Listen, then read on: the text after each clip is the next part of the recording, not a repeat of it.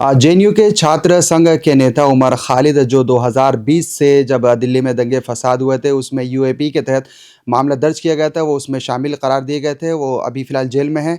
उनके वालिद साहब हमारे साथ ख़ास बातचीत करने के लिए मौजूद हैं। डॉक्टर कासिम रसूल याद साहब, हम उनसे बात करेंगे, जो अभी गुज़िश्ता दिनों अमेरिका से होकर आए हैं, काफ़ी टाइम से चर्चा में हैं मीडिया सुर्ख़ों में। सर, क्या कहना चाहेंगे आप?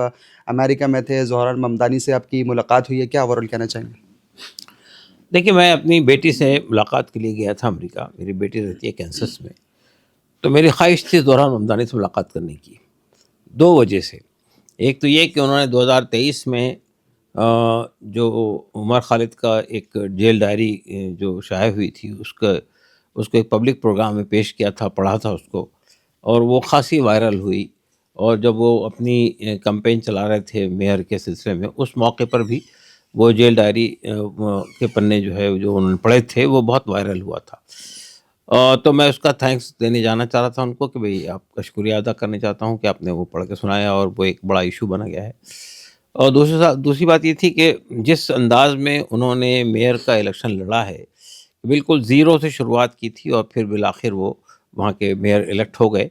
और जिस तरह के इश्यूज़ को उन्होंने उठाया था, आम इंसानी समाज के चुभते हुए मसाइल को, और जो विज़न पेश किया था न्यूयॉर्क सिटी के लिए, वो बहुत ही प्रभावित था। मैं उससे बहुत प्रभावित था और मैं चाहता था कि मैं उसकी मुबारकबाद दूँ। तो ये दोनों बातों को बुनियाद बनाकर मैंने उनसे वक़्त माँगा था, उन्होंने वक़्त दे दिया। तो तकरीबन 25 मिनट तक हमारी मुलाकात हुई। मैं और मेरी वाइफ़ दोनों मौजूद थे उस मुलाकात में। ये बिल्कुल एक्सक्लूसिव मीटिंग थी। और उस मौके पर उन्होंने उमर खालिद का ज़िक्र किया। उन्होंने कहा कि मैं तो उमर को हमेशा याद रखता हूँ, और उनके जो जेल के डायरी में जो बातें उन्होंने लिखी थी, वो हमको साहस देती है। कई चीज़ों से हम उससे प्रेरणा लेते हैं। तो तो बहरहाल बहुत लंबी गुफ्तगू रही। मुल्क के हालात पर भी, बैनुल-अक़वामी हालात पर भी, न्यूयॉर्क के मसाइल पर भी गुफ्तगू रही। उसके बाद फिर उन्होंने ये कहा कि मैंने उनसे ये कहा कि भई अगर आप उमर के लिए कोई तहरीर देना चाहें, तो ये मैंने किताब पेश की कि इसके ऊपर लिख दें। उनका नहीं, मैं अलग से एक लेटर दूँगा। तो उन्होंने खुद एक पेपर पे अपने हाथ से लेटर लिखा और साइन किया और मुझे दिया 3-4 पेज। उसमें भी ये बात उन्होंने लिखी कि उमर, हम तो हमेशा याद रखते हैं, और तुम्हारे पेरेंट्स से हमारी मुलाकात हुई आज, और बहुत अच्छा लगा, और बहरहाल तुम हिम्मत रखो, ढारत रखो। इस तरह की बात उन्होंने लिखी है उसके अंदर। तो एक तो वो पहलू हुआ। दूसरी, फिर मुझे वाशिंगटन डीसी भी जाने का मौका मिला। तो उस मौके पर मैंने वहाँ के 2 कांग्रेसमैन हैं, एक जिम मैकगॉर्न हैं और एक जिम रास्किन है।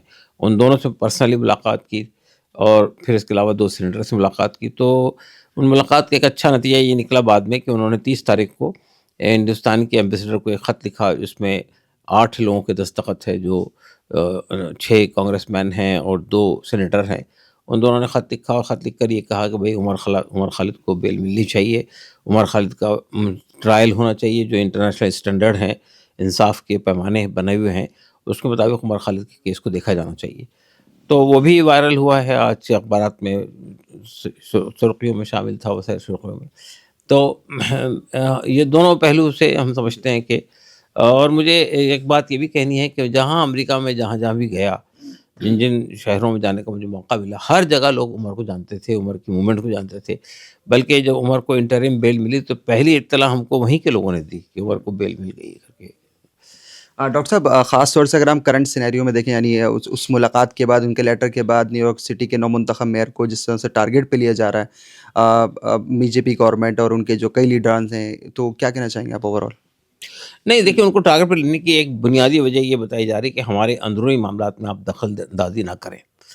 तो मैं ये कहना चाहता हूँ कि आज की दुनिया एक ग्लोबल विलेज बन गई है। दुनिया में कहीं भी कुछ वाक़या होता है तो उसकी गूंज पूरी दुनिया में सुनाई देती है। और ह्यूमन राइट वायलेशन हो रहा हो, या इंसाफ में ताख़ीर हो रही हो, या इंसाफ पामाल हो रहा हो, तो आवाज़ें उठती हैं। आप मुझे बताइए कि अभी चंद दिन पहले बांग्लादेश के एक ट्राइब्यूनल ने इनके बारे में एक फ़ैसला दिया, हसीना वाजिद के बारे में, शेख हसीना वाजिद के बारे में। तो हमारी हुकूमत ने भी इस पे एतराज़ जताया, और बीजेपी के कई लीडरों ने भी एतराज़ जताया कि ये गलत है, नहीं होना चाहिए। तो क्या वो हस्तक्षेप नहीं था क्या बांग्लादेश के अंदरूनी मामलात में? इसी तरह से गज़ा में जो कुछ हो रहा है, उसके खिलाफ पूरी दुनिया में आवाज़ उठ रही है। तो क्या वहाँ के अंदरूनी मामलात में मुदाखलत नहीं हो? تو یہ کہنا کہ ہمارے اندرونی معاملات میں مداخلت نہ کریں، یہ بات صحیح نہیں ہے. آپ اپنے اندرون کو ٹھیک کریے، کوئی مداخلت کیوں کرے گا؟ آدھے سے زیادہ 2 درجن سے جو زائد سانسد تھے انہوں نے عمر خالد کے لیے بیل کے لیے کہا ہے، تو یہ ایک بڑی بات ہے. اس میں پھر وہیں ہم دیکھتے ہیں کہ راہل گاندھی کا ایک فوٹو بھی آپ نے دیکھا ہوگا کہ وائرل کیا جا رہا ہے، تو اس کو آپ کس طرح سے دیکھیں گے؟ نہیں، راہل گاندھی کے فوٹو کو وائرل کرنے کی وجہ یہ ہے کہ میں نے جن لوگوں نے اس خط پہ سائن کیا ان میں ایک ایم پی وہ بھی ہیں، وہاں کے ایک کانگریس مین وہ بھی ہیں جن سے راہل کی بھی ملاقات ہوئی تھی. تو اس کے کنیکٹ کیا جا رہا ہے اور یہ کہا جا رہا ہے کہ راہل نے ہماری ملاقات کروائی تھی. بالکل غلط بات ہے. ہماری ملاقات ہماری پرسنل لیول پہ ہوئی ہے، راہل گاندھی سے اس کو کوئی مطلب نہیں ہے. راہل گاندھی جانتے بھی نہیں تھے کہ میں گیا ہوں امریکہ. تو یہ خامخواہ کی بات ہے، یہ تانے بانے جو جوڑنے کی کوشش ہے ہمارے میڈیا کی، وہ غلط ہے. ایسا کچھ نہیں ہے. ابھی کچھ دن کے لیے یہاں پر آئے تھے عمر خالد آپ کے صاحبزادے، تو شادی تھی آپ کی صاحبزادی کی، تو اوور آل مطلب کہ اب کیا لگ رہا ہے کچھ دن کی جس طرح سے بیل ملی تھی، کیا اب آگے کی کیا کس طرح سے دیکھ رہے ہیں آپ مطلب اوور آل کیس کو؟ دیکھیے اوور آل کیس تو آپ جانتے ہیں کہ ابھی ٹرائل بھی شروع نہیں ہوا ہے. ابھی تو چارجز ہی فریم ہو رہے ہیں.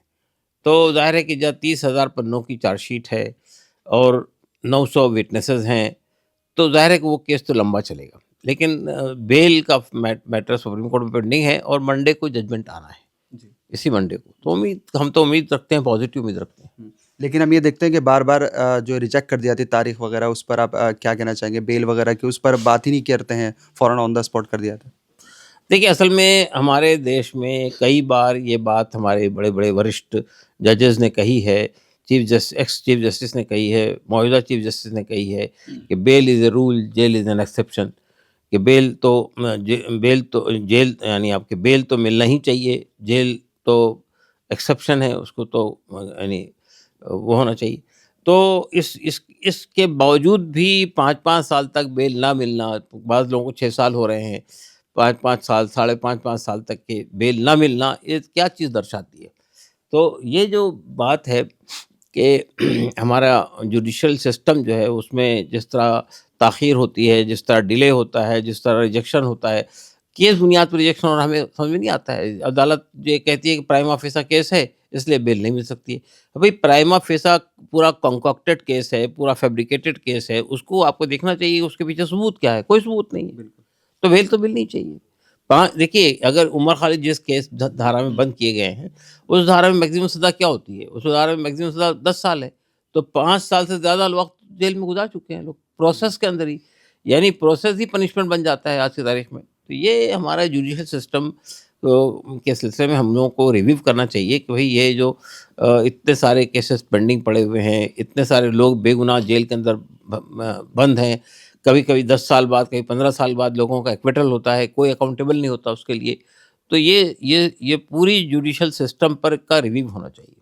سر میرا آخری سوال وہی ہے کہ ممدانی، ظہران ممدانی کیونکہ اس وقت کافی زیادہ میڈیا میں ہائی لائٹ ہیں، تو آپ کو کتنا حوصلہ ملتا ہے ایسے ہی جب وہ لکھتے ہیں یا ان سے آپ نے ان سے بات کی، عمر خالد کو لے کر اتنا زیادہ چنتت تھے یا پورا امریکہ میں آپ ان کی آواز گونجی جا رہی، تو آپ کو کتنا حوصلہ ملتا ہے؟